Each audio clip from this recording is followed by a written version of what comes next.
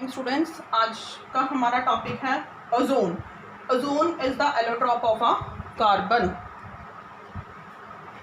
अब देखो, अब हम ओजोन करेंगे। ओजोन का फॉर्मूला क्या होता है बेटा? O3।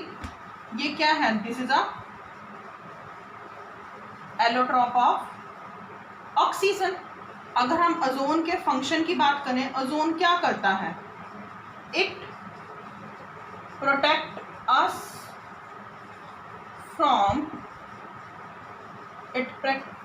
from harmful radiation. Harmful radiation means कौन सी radiation? UV. UV means ultraviolet radiation. कहाँ से आती है ultraviolet radiation? Coming from sun.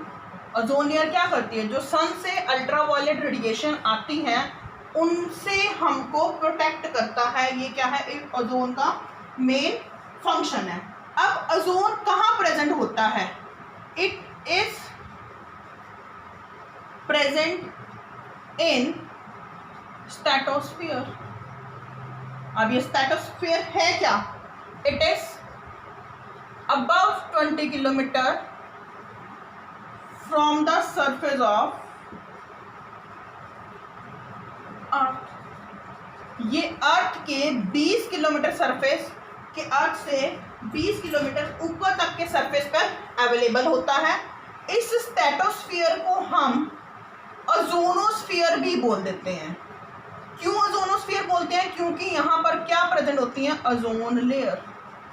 अगर लेट्स सपोज ये हमारी अर्थ है, तो अर्थ से 20 किलोमीटर ऊपर एक अम्ब्रेला लाइक स्ट्रक्चर है। यू कैन से एक अम्ब्रेला लाइक स्ट्रक्चर है जो हमें, इसके ऊपर क्या है? सन। जो सन से आने वाली हार्मफुल रेडिएशन, यूवी रेडिएशंस को अर्थ पे आने से रोकता है। मीन्स कि ये ओजोन लेयर जो यूवी रेडिएशन है उनको अब्जॉर्ब करके हमें प्रोटेक्ट करता है उन हार्मफुल रेडिएशन से। अगर वो हार्मफुल रेडिएशन अर्थ पर आ जाए, अगर ओजोन लेयर ना प्रेजेंट हो, if ozone layer is not present, तो क्या होगा? वो ओजोन कहाँ पर आ जाएंगी? वो यूवी रेडिएशंस कहाँ पर आ जाएंगी? अर्थ पर आएंगी।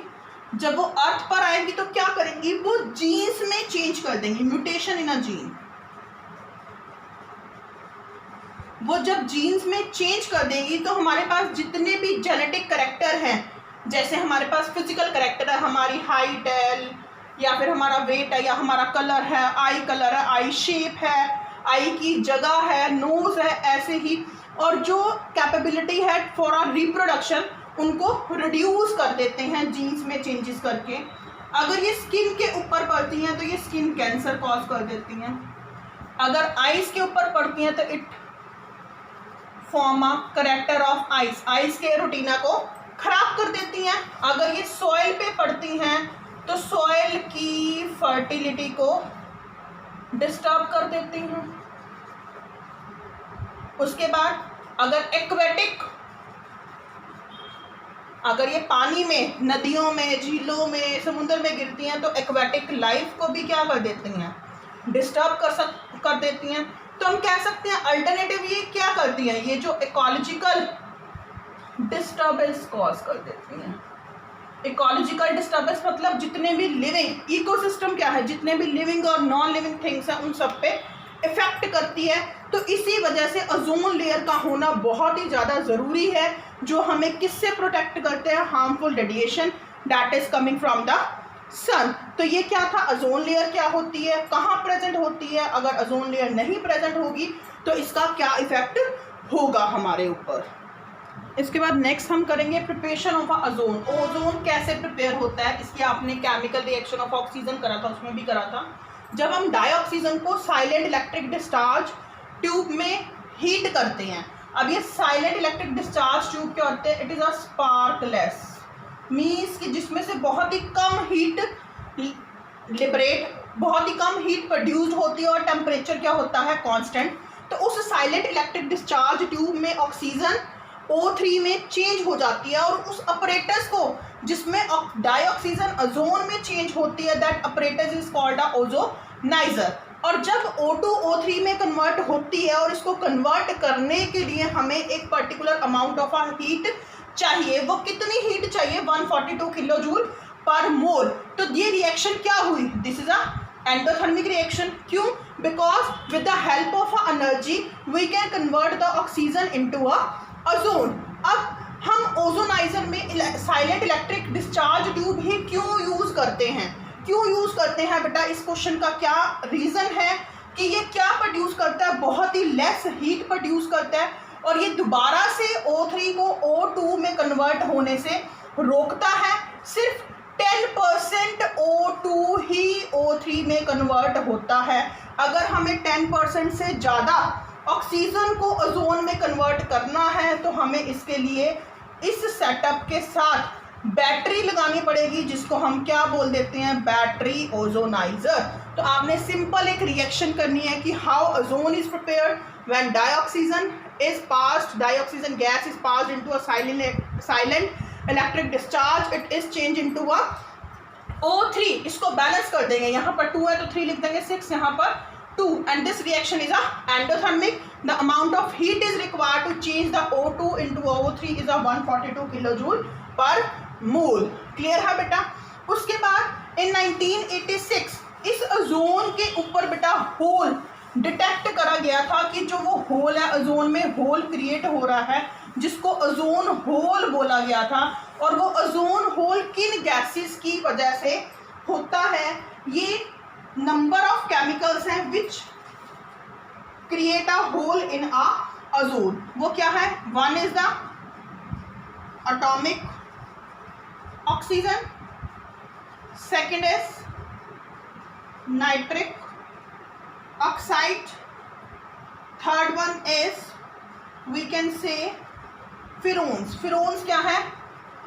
क्लोरोफ्लोरोकार्बन। जो कहाँ से निकलते हैं? ये कहाँ से निकलते हैं? From automobile.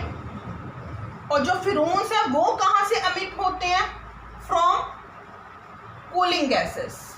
Cooling gases AC refrigerator में जो हम कूलिंग के लिए गैस यूज करते हैं वो वहां से निकलता है और ओजोन लेयर में क्या क्रिएट कर देता है? होल क्रिएट कर देता है। अगर हम क्लोरोफ्लोरोकार्बन की फिरोन्स की बात करें तो इट्स फॉर्मूला इज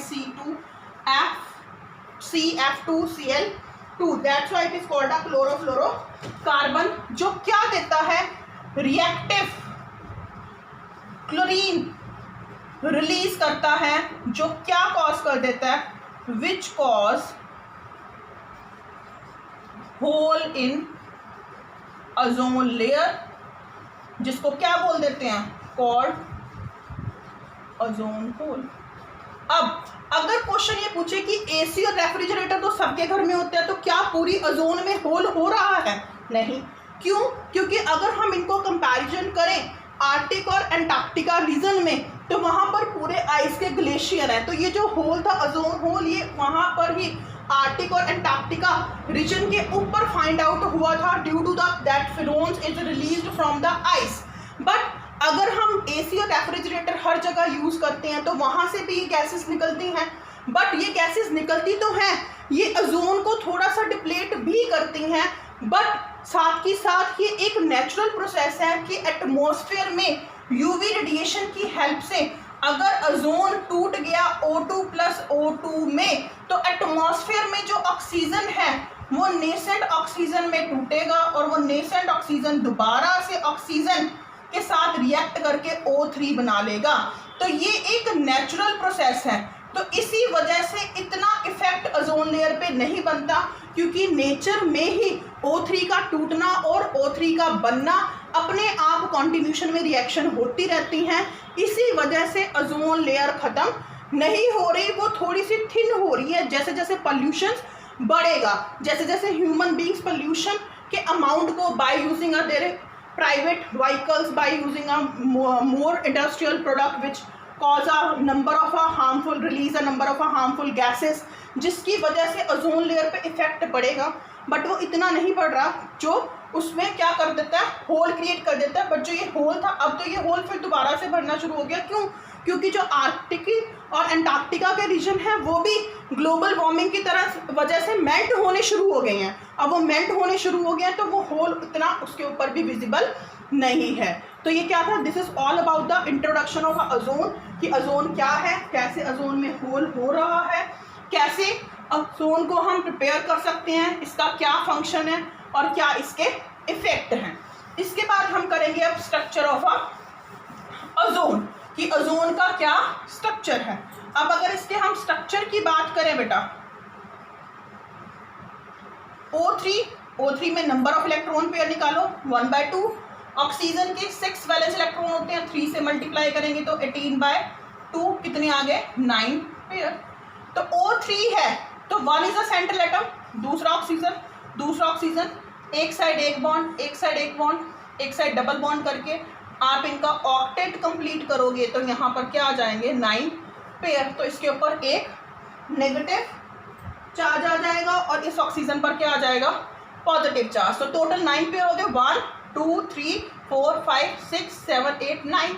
अब इसके रेजोनेटिंग स्ट्रक्चर बनाओगे, रेजोनेटिंग स्ट्रक्चर कैसे बन सकता है, this is the structure of O3। अगर स्ट्रक्चर पूछते हैं तो आपको सिर्फ एक ही स्ट्रक्चर बना देना है।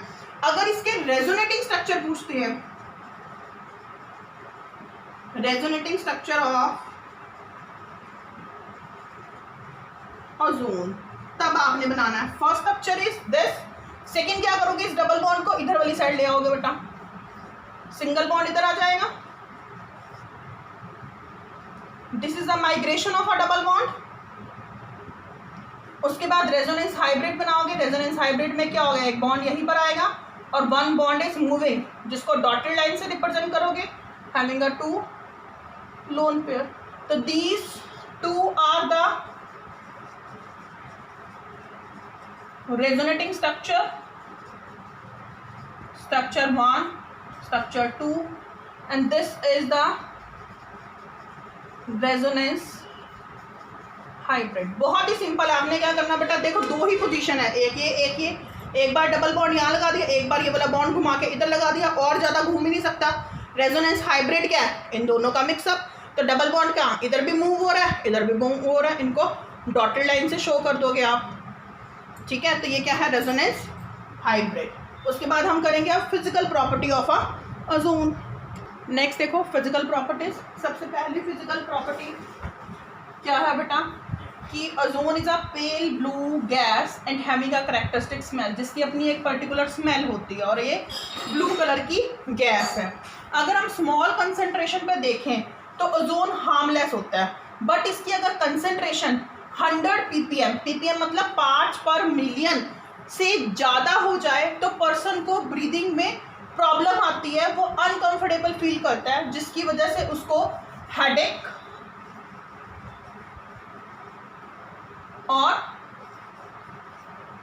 नोजिया हो जाता है। नोजिया मतलब फीलिंग टू वॉमिटिंग, कि वॉमिटिंग आने का मन, जैसे वॉमिटिंग आने से पहले मन कच्चा हो जाता है ना, तो उसको हम क्या बोलते हैं, nausea.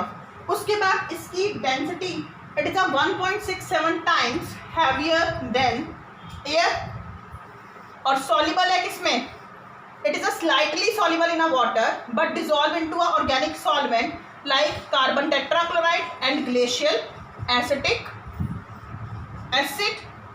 O3 is a diamagnetic in nature. ये डायमैग्नेटिक इन नेचर है, क्यों, क्योंकि इसमें पेयर्ड इलेक्ट्रॉन होते हैं।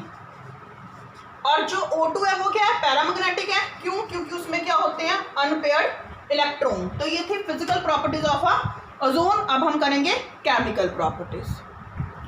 नेक्स्ट देखो बेटा केमिकल प्रॉपर्टीज। सबसे पहली केमिकल प्रॉपर्टीज क्या है, डीकम्पोजिशन। जो O3 है it is a thermodynamically unstable. Thermodynamically मतलब in the form of a heat. ये आपका एक बेटा कंसेप्चुअल क्वेश्चन भी है, क्यों ये थर्मोडायनेमिकली अनस्टेबल है, क्यों, क्योंकि जो O3 है, O3 जब O2 प्लस नेसेंट ऑक्सीजन में टूटता है तो ये क्या करता है, इट लिबरेट अ एनर्जी, ये एनर्जी लिबरेट करता है। देखो इससे पहले मैंने आपको बताया था O2 जब O3 में चेंज होता है तो उसको जुड़ने के लिए क्या चाहिए, एंडोथर्मिक रिएक्शन है, वो हीट चाहिए। तो अब जब हम O3 को तोड़ेंगे तो O2 में, तो इससे क्या होगी, हीट बाहर निकलेगी, तो जो क्या है, एक एक्सोथर्मिक रिएक्शन है, जब ये एक एक्सोथर्मिक रिएक्शन है तो इसके लिए डेल्टा एच क्या होगा, नेगेटिव। अब आपके पास एक एक्सप्रेशन होता है गिब्स फ्री एनर्जी का, delta G is equal to delta H minus T delta S. अब डेल्टा एच नेगेटिव है तो और ये भी नेगेटिव है, नेगेटिव नेगेटिव क्या हो गया, पॉजिटिव, तो डेल्टा एस की वैल्यू क्या होगी, पॉजिटिव। अगर डेल्टा एच नेगेटिव हुआ, डेल्टा एस पॉजिटिव हुआ और डेल्टा एच की वैल्यू टी डेल्टा एस से ज़्यादा हुई तो डेल्टा जी की वैल्यू क्या हो जाएगी, नेगेटिव।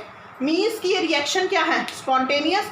ये पॉसिबल है कि O3 O2 plus nascent oxygen में टूट सकता है और टूट के ये एनर्जी को लिबरेट करेगा। इसी वजह से O3 क्या है, थर्मोडायनेमिकली अनस्टेबल है। उसके बाद सेकेंड केमिकल प्रॉपर्टी है ऑक्सीडाइजिंग एजेंट। अब आपको पता है O3 किस में टूटता है, O2 प्लस नेसेंट ऑक्सीजन, और जो ये नेसेंट ऑक्सीजन है इट हेल्प इन ऑक्सीडेशन। अब जब ये ऑक्सीडेशन में हेल्प करेगा तो it will be act as a oxidising agent. तो it can oxidize metal, non metals and metalloids. Next is the bleaching action and ozone is a mild bleaching agent. ये बहुत अच्छा ब्लीचिंग एजेंट नहीं है but थोड़ा सा bleaching agent है। ये क्या करता है, कोई भी वेजिटेबल का कलर मेटल है, जब हम उसको ओजोन के साथ ट्रीट करेंगे तो it is change into a colourless vegetable matter, यानी कि उसका जो कलर है वो कलर किसमें चेंज हो जाएगा, कलरलेस में, by giving a nascent oxygen. यानी कि देखो यहाँ पर O3 है तो O3 ने क्या हुआ, O2 प्लस नेसेंट ऑक्सीजन में टूटा तो वो नेसेंट ऑक्सीजन इसके साथ मिलके इसको कलरलेस बना देगी और O2 जिसमें से रिलीज हो जाएगी। These are the most important 3 points. वो 3 पॉइंट कौन से हैं, एक, ozone is a thermodynamically unstable, second it will be act as a oxidising agent and it will be act as a bleaching agent because of the presence of a nascent oxygen. ये reaction बेटा अच्छी तरह से कर लेनी है, बहुत बार use होगी। उसके बाद नेक्स्ट देखो chemical property. Next chemical property is the action of a peroxide.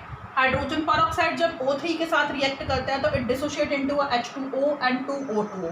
देखो H2O में से बेटा H2O हाइड्रोजन पेरोक्साइड है, this is a hydrogen peroxide. इसमें से H2O बाहर निकल गया तो एक ऑक्सीजन आएगा ना, ये एक ऑक्सीजन इन 3 ऑक्सीजन के साथ जुड़ेगा तो 4 निकल जाएंगे तो हम इसको 2O2O बोल सकते हैं। This is a reaction of a peroxide with O3। Next is the formation of a ozonide and this is called a addition reaction. और ये जो एडिशन होगी ये किस में होगी, अनसैचुरेटेड कंपाउंड में।